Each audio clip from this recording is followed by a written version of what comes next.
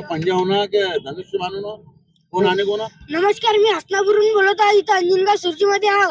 हे लोक म्हणतात की आमदारने सगळे केले, पण आमच्या गावचा रस्ताच नेऊन राहिला. आमदारने केलेला आहे. आम्ही हसनापूरचा आहो. गुड्डू जीवन वौरवक. आमच्या गावचा रस्ताच नेऊन राहिला सर.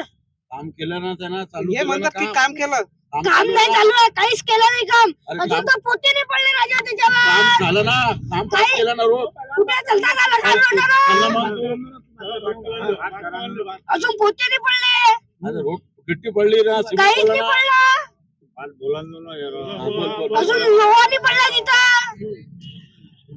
माझं एक म्हणणं आहे की तुम्ही कधी करताय आमच्या हसनापूरच्या याचा रोड.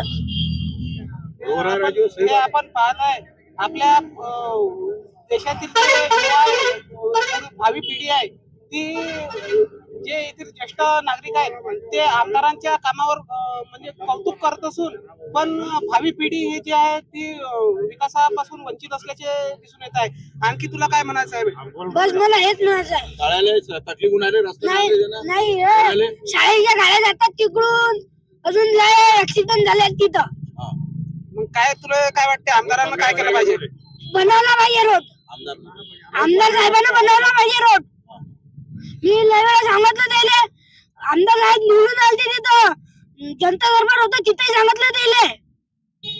तर पाहत आहे तुम्ही गजूभाऊ लवटे, लक्षात ठेवा आपल्या शहरातील जे सामान्य जनता आहे, भावी पिढी आहे, त्यांची आपल्याकडून जी अपेक्षा आहे ते आपण पूर्ण करावी अशी अपेक्षा आपल्या भावी पिढीची आहे. यावर तुम्ही तातडीने लक्ष देऊन या चिमुकल्या मुलाची हसनापूरची मागणी पूर्ण करावी एवढी विनंती.